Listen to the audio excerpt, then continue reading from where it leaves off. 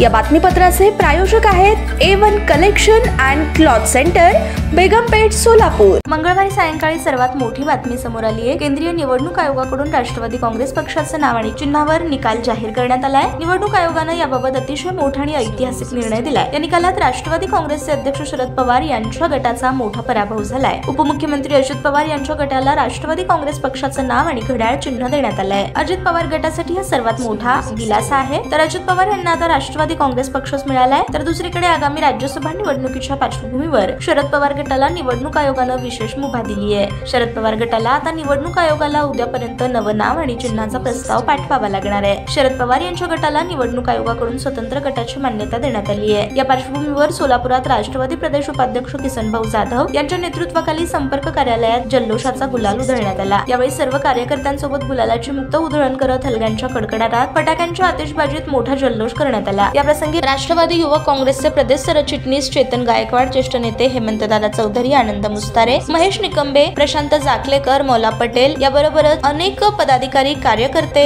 नागरिक उपस्थित होते। प्रामाणिकपणे न्याय मिळालाय, त्यांच्या नेतृत्वाखाली आगामी काळात पक्षाच्या बळकटीसाठी कार्य करणार असल्याचं व शहराच्या विकासासाठी झटणार असल्याची प्रतिक्रिया प्रसारमाध्यमांशी बोलताना यावेळी किसन जाधव यांनी दिली। ताज्या बातम्या पाहण्यासाठी प्राईम महाराष्ट्र न्यूज चॅनलला सबस्क्राईब करा।